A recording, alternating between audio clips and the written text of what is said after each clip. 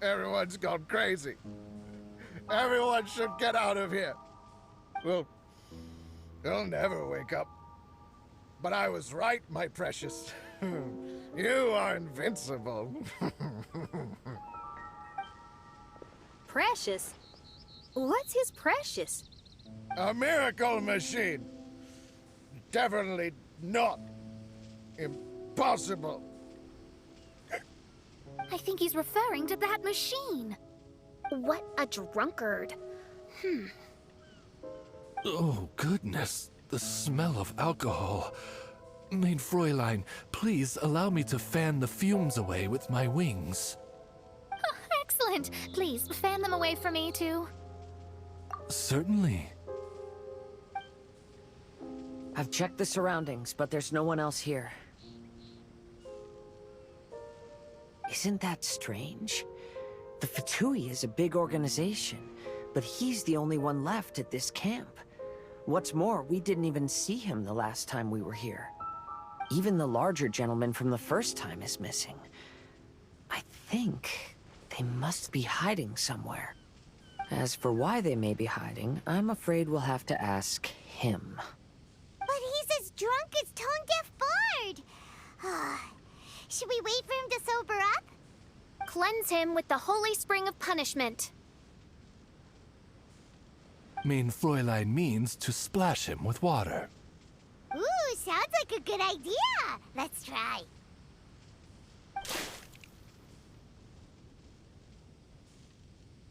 Hey, he opened his eyes.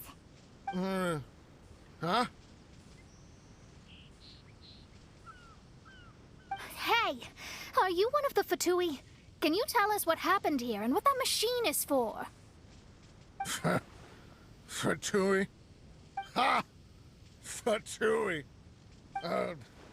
Those blockheads from the administration will regret it now. That's what you get for rejecting my research, forcing me to conduct my research on this deserted island. My precious. Why is he crying? Looks like he has a lot of pent-up emotions. You mocked me and my precious invention. You don't know anything about the future. Only my invention can help us conquer the world. Idiots. Such idiots. Ow!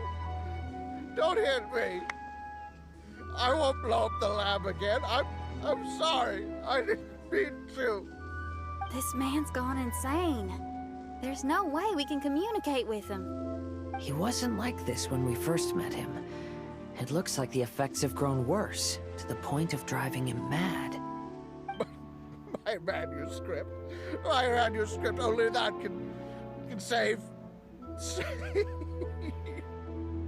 Manuscript? Where is it? Don't yell at me. Don't yell at me. Official, don't yell at him. Then I'll... Let me try. Kind sir, look at me. Now, tell me, where did you hide your manuscript? No! No, don't force me to write a report! Go away! He's completely lost in his own imagination. Allow me.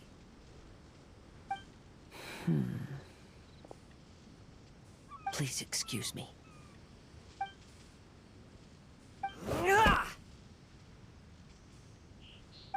Oh! My butt!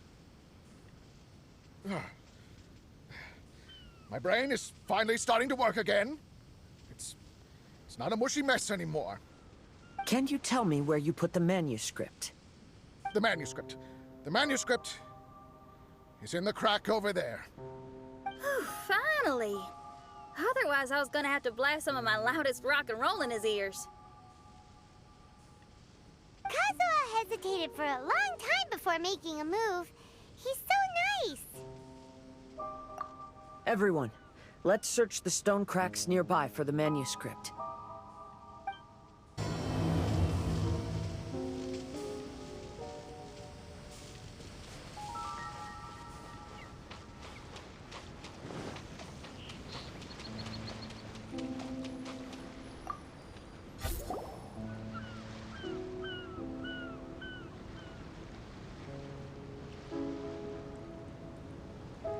Found it!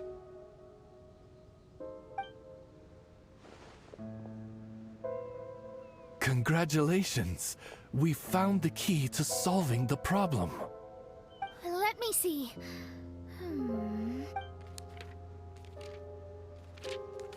Just as I thought. This machinery, named cognitive mimicry, is capable of altering the state of people's brains. It was invented by the researcher we met earlier. His name is Persakov. According to the manuscript, the Fatui officials did not support Persakov's research. They believed he had taken the wrong path. But Persakov insisted on putting his machine to use. In order to achieve that, he disassembled the machine and used his connections to transport the parts to this deserted island. How did they find this island? The Fatui's intelligence network is not to be underestimated. Persakov was dead set on carrying out his experiments on this island. Most of his subjects were junior Fatui soldiers who all signed a waiver beforehand. It looks like they really thought this machine would benefit the Fatui. How does the machine work? That's most likely top secret. The manuscript didn't reveal any details, but Persakov did mention that the machine was modeled after the power of a god. Does that mean there's a god connected to these dreamlike mirages, and the Fatui found a way to research it? Clearly. Otherwise, they wouldn't have been able to reproduce the god's power. Anyway, Persakov's experiment did not go as planned. The machine broke down just days after it was activated. They tried to fix it, but the technologically illiterate Fatui soldiers completely ruined the machine. Even its most important component of all, the crystalline cores, got ejected and disappeared. A testament to the importance of maintenance in all aspects of life. I believe we can all learn something from this. Persakov may be a mad scientist, but he didn't want to see his subordinates suffer. Besides, if he didn't solve the problem, he would end up going insane as well. As a last resort, Persakov went out on his own to look for the cores. But he was just a sickly researcher, unfit for the task. He had to give up. Then, Persakov went searching for the soldiers who had gone mad and strayed from the group, and took them to a hidden cave. I think that was where they were at the day we arrived on this island. Persakov was taking a strong Fatui soldier somewhere. Yes, it took Persakov all of his strength to get all the missing soldiers into the cave. He tried to snap them out of it with music and poetry, but nothing worked. We came here once, but there was no one around. Come to think of it, that must have been the day Persakov was busy gathering the soldiers into the cave. There's good news and bad news written on the last few pages. The good news is, Persakov managed to figure out the location of the crystalline cores by piecing together the snippets of information he could get from the delirious soldiers. The bad news is Persakov failed to revive them and eventually succumbed to the device's influence himself. The last few pages of the manuscript are just unintelligible drunken scribbles. It appears that the responsibility for this issue now falls to my retainers and I. There's a map in the manuscript. The markings should indicate the locations of the crystalline cores.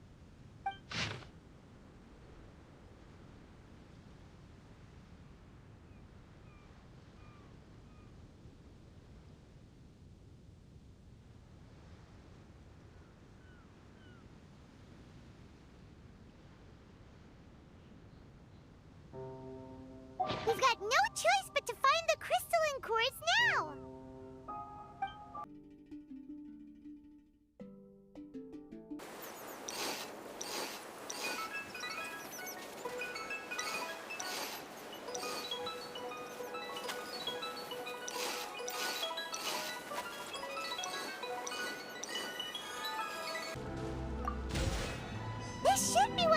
crystalline cores mentioned in the manuscript.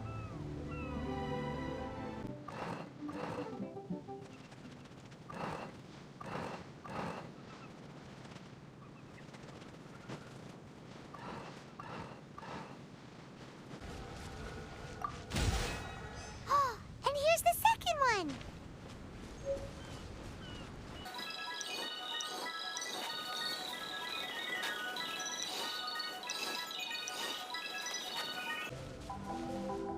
We found all the crystalline cores! Let's put them back into the machine!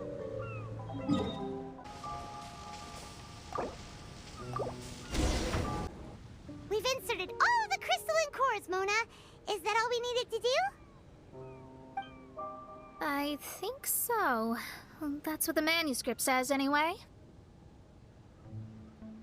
Let's give it some time. Hopefully it'll return to normal.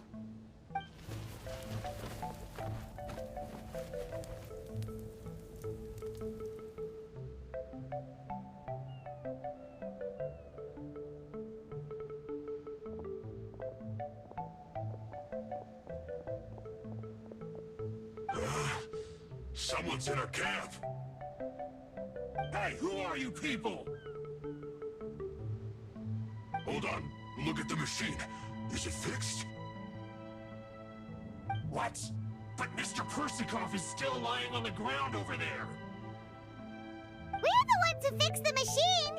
Yeah, you're welcome! We could have had a nice, relaxing vacation if all of this hadn't ended up occupying so much of our time. Apologize to me and my retainers at once. Uh-huh? Oh no, I'm out of here. Hey! Don't leave me here on my own! Mr. Persikov's still there! We need to save him! Those two definitely seem a little more lucid now. It looks like we succeeded. Yay! Let's get out of here then! Paimon wants to spend the rest of this vacation back at our own camp. Yeah, but it feels like our camp now. Kinda like our temporary home. Then perhaps we should call it the Embassy of the Imanakreich and Dodoland. Huh? No! That's too many words! Paimon would prefer something easy to remember. Come on, let's go home now. Whew.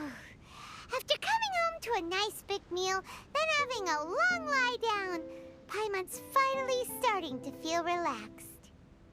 Is the hospitality of the Imanakreich to thy liking? Paimon's loving it. Wonderful.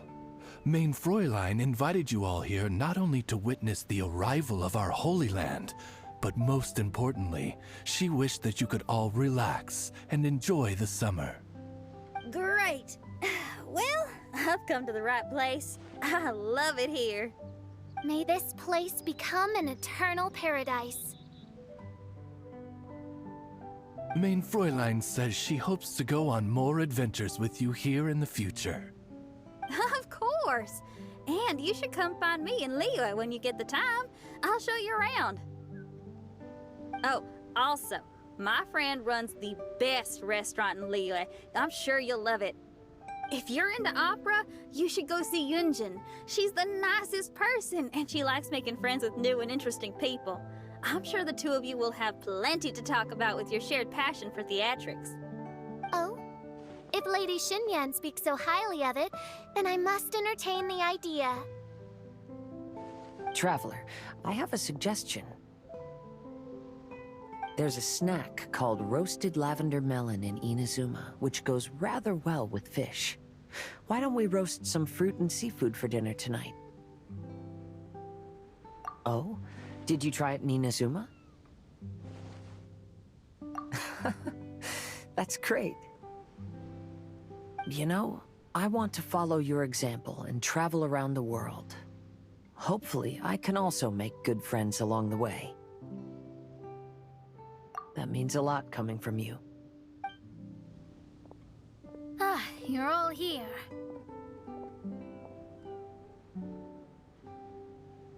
I've noticed an issue. Although we've fixed the machine, as you can see, the mirages on the islands have still not disappeared. I've noticed that too. But considering it took some time for the mirages to appear, it may also take some time for them to disappear. Yes, that's definitely possible. In other news, my scryglass seems to be working fine now. The divination results are also looking about right. Although there are some parts in the results that I don't quite understand. It's as if there is some sort of power surrounding us, and it's still watching us. Do you think it's caused by the machine? Or perhaps Persikov? Sorry, I'm also not sure. All I know is that the power is not hostile at the moment. Whatever it is, it doesn't seem to harbor any ill will toward us.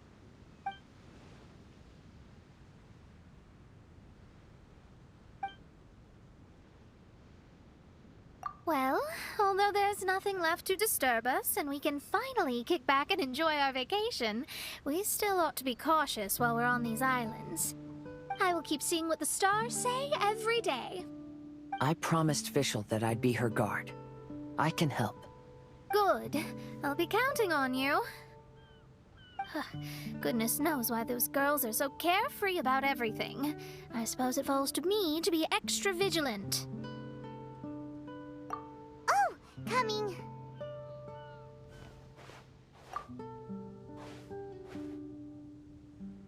Oh, so we're gonna call the tone-deaf bard, right?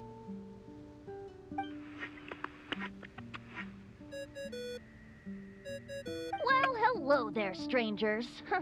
You finally called. I thought you were having so much fun that you'd completely forgotten about me. Nope. Oh, tone-deaf bard, a whole bunch of really strange things happened.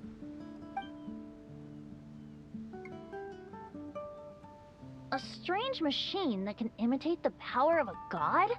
Wow! I didn't know the Fatui had plans like that. Their imaginations are truly running wild.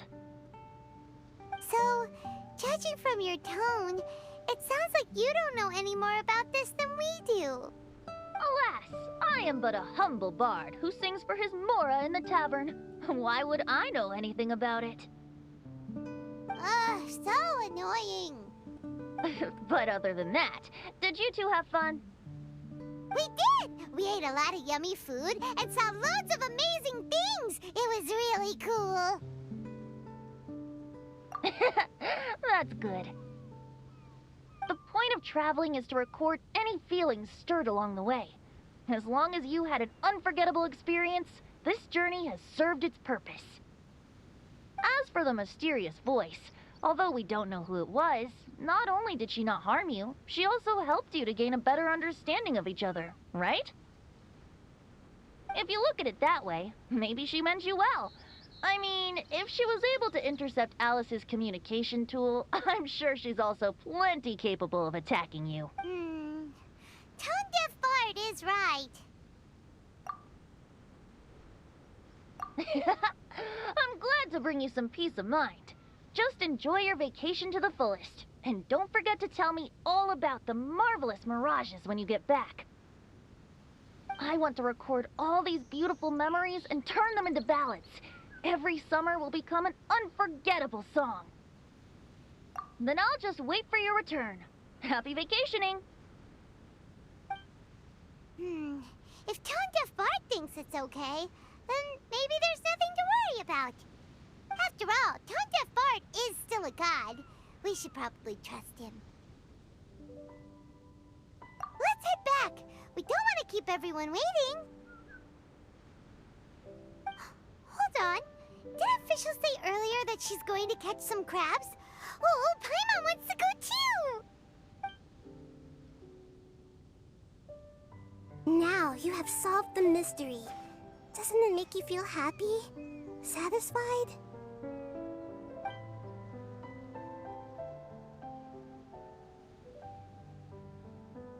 Don't worry, I won't hurt you. I'm just a little bird that sometimes flies by these islands, and am now watching you from far, far away. I just so happened to sense a power here that has something to do with me.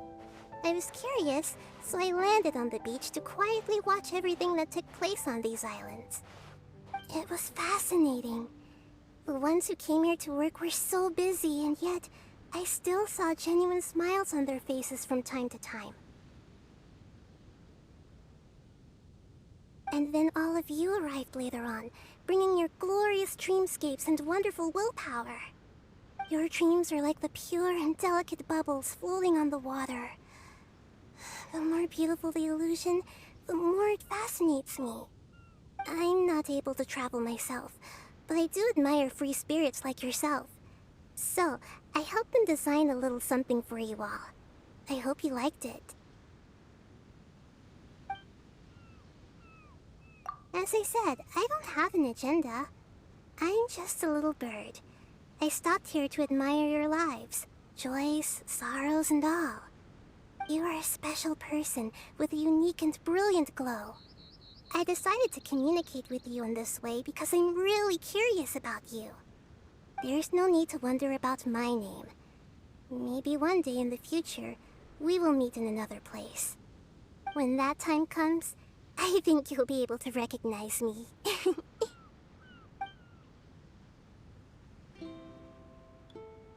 Hey, what are you doing? The crabs don't catch themselves!